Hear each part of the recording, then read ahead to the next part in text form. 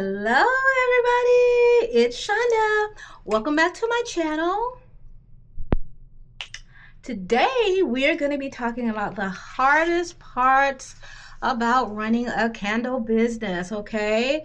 We're going to be talking about a few of the benefits, but I think you guys already know about the benefits, but we are going to be talking about the hardest parts about running a business, okay? All right.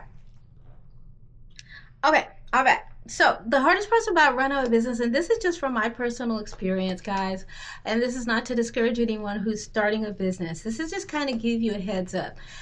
So this will be my 5th year, starting in November will be my fifth year anniversary with my second business. So I've been an entrepreneur since 2009. All right, so this is my second business. So with this product-based business, as you know, candles are a billion-dollar industry. Candles are literally everywhere. So that's, I would say, is the number one negative that I would say about candles is that, you know, in the candle industry, there are just so many people making candles. So that's the thing. It's not something that's as original. You know, so you have to create your own originality. I will say that. Okay, so that's number one. Number two, it's not a cheap business. It's just not a cheap hobby. Making candles is quite expensive, I must say.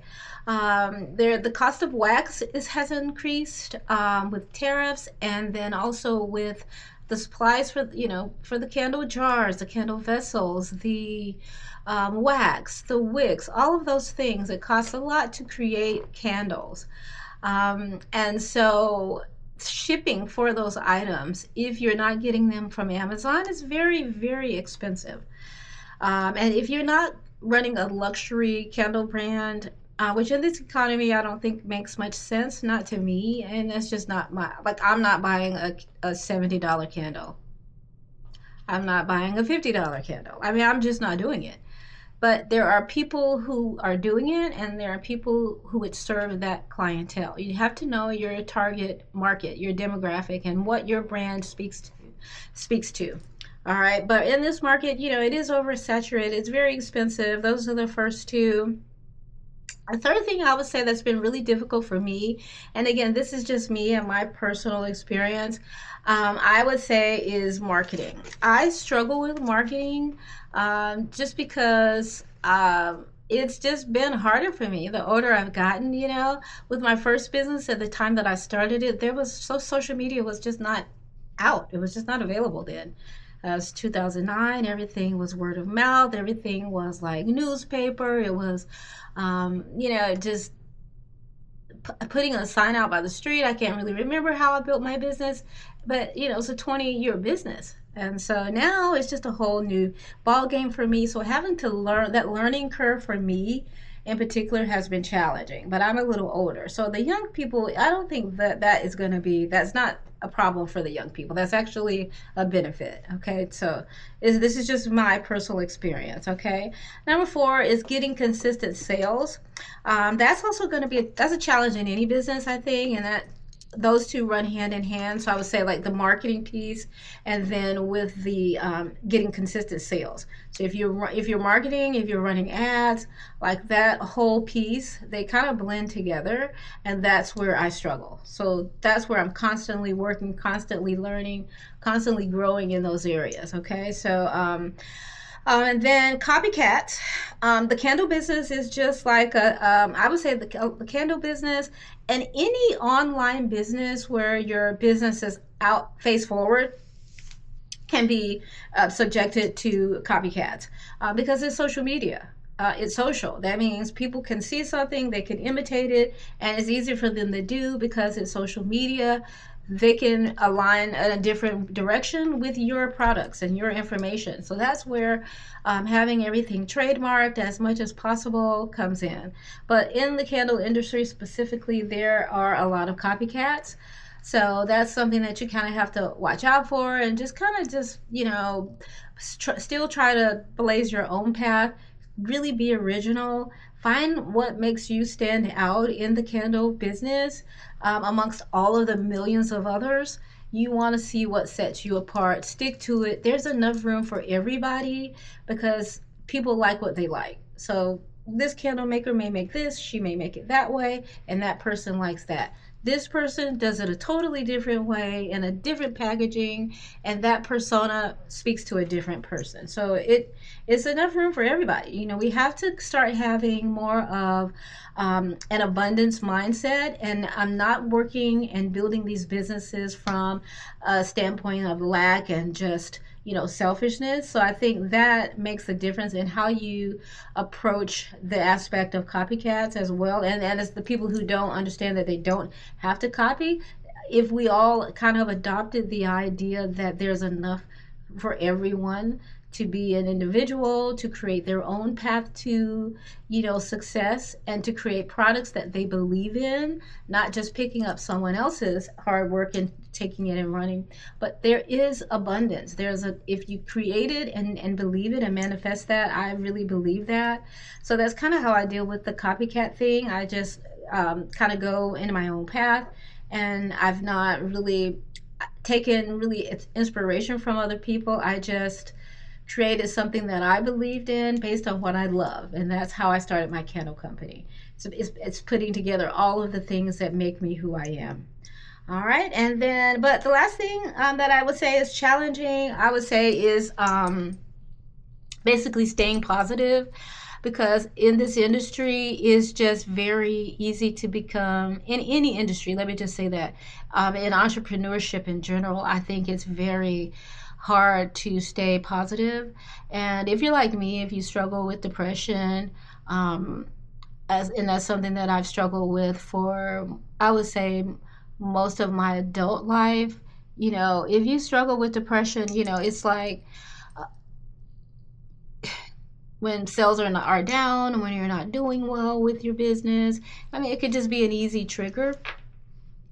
So keeping an open mind about, you know, it's a temporary situation. You're going to grow the business. The business is going to get better. Like, I'm constantly, having to tell myself that. And so that is always a challenge for me. And maybe there are some people who are just kind of like, they don't deal with depression, or they're just kind of like, don't have that issue. Then I think it's different. But for me, these are the things that I've found challenging with running in particular a candle business. But some of the positives, I'll say that I'm doing something that I feel I was called to do.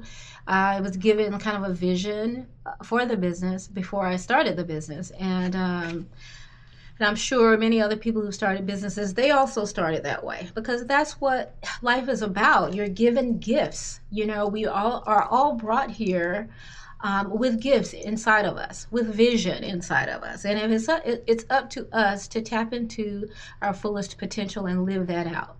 You know what I mean? We all have these things inside of us. And so that's why there are so many entrepreneurs. That's why you see so many people when we go to markets, whenever you go to a festival. And I'm so inspired when I just walk through and I see all of these businesses in a row with all of these tents and all of their hard work. And I know what it takes to be there and to do that. But that's because they've been given a vision. There was a dream, a goal, something implanted inside of them, right? I mean, you guys can relate to that. And it's something that keeps nagging at you if you don't do it.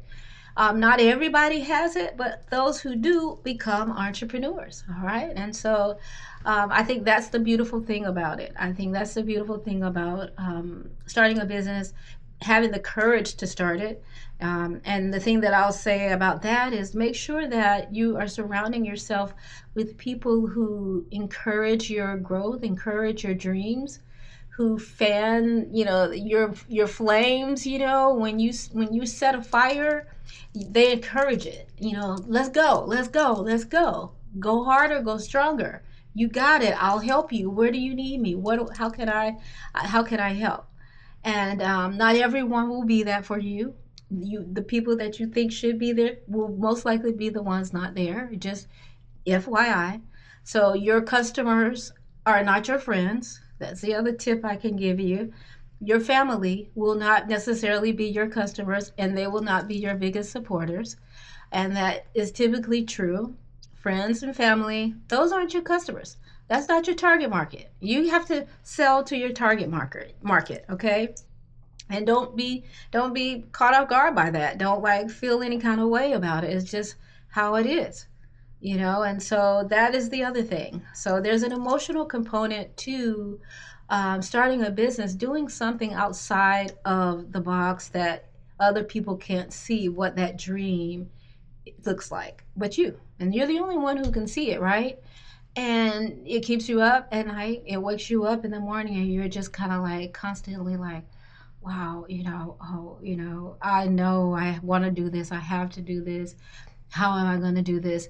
Well, it comes through faith. It comes through the power of manifesting, speaking the words that you will do it. I am doing it. I am going to become this because I'm doing this. I'm doing that. So speaking it is how you're going to manifest all of these things, and because the follow through is the doing of it all. Okay. So even though all of the, you know, a million people may be in the industry that you're going to start in, you can blaze your own path. You can do something unique, something individual, because nobody has what you have, because you're you, right? So that thing that you have, that's what people are buying from. They're really buying from you. And you could sell them anything. So keep that in mind. And I'm just telling you guys that because that's what I have to tell myself every day. All right, that I keep going. All right, so I hope that you guys enjoyed this video. I hope this touched your hearts in some sort of way. And if it did, I encourage you to like, subscribe, and please drop a comment below. I would love to hear from you. I would love to know, like, what are your biggest problems in business? Like, if you've started yet, have you had support of your family and friends? Like, how is it going? Let me know in the comments, guys. And because I haven't gotten any comments yet. I need some comments so I can see, do they let me know when I get comments? So you guys talk to me and let's keep the dialogue going. All right, I'll see you later. Take care. Bye.